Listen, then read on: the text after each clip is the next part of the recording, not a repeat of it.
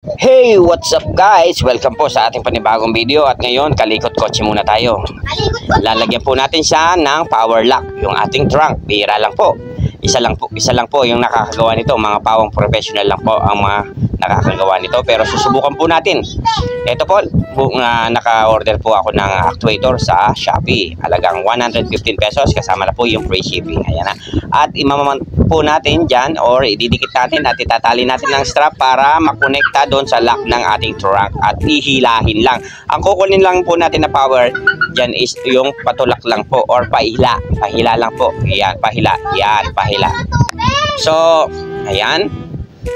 In-strap ko lang po yan. Strap lang kasi wala siyang butas. Ayan po yung mga positive, negative at ay papagapangin po natin dyan.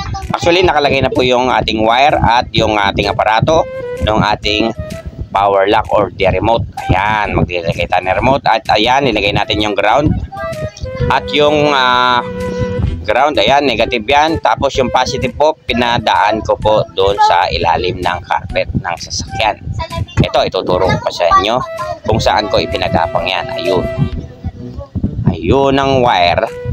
At kukuha po tayo ng wire yung medyo makapal para iwas aksidente at iwas spark or sunog. Ayan po, pinaladaan ko doon sa may transmission at lumusot doon sa may butas kung saan nandun yung trompa ko. Ayan. At lalagyan po natin siya ng, huwag kalimutan lagyan ng fuse para safe. Ayan po. Na-wiringan ko na po lahat yan at safety ko lang siya para ay iwas aberya. Ayan po. So, yan. Sinafety ko na at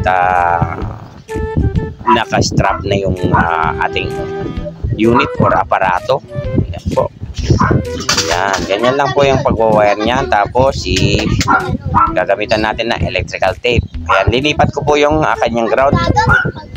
Sinigurado ko po na dun sa may tornilyo at ayan po. Ayan. Nakamounting na po yung ating actuator. At mamaya, try na po natin siya. Ayan. Dinagyan ko pa ng konting alambre para mas safe at hindi siya gagalaw at steady lang siya pag inatak niya yung ating lock.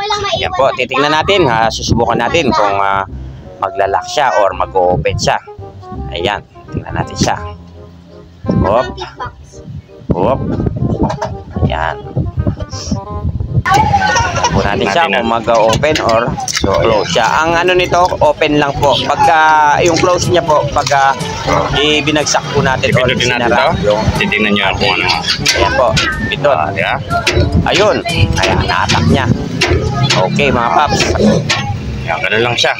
So, isara natin. Subukan natin. Ayan, isara na.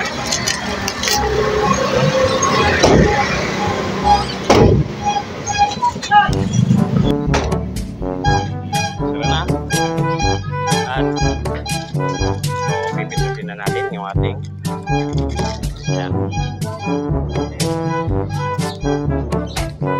Diba? Ayan, ganyan lang. Hanggang sa muli. Bye-bye!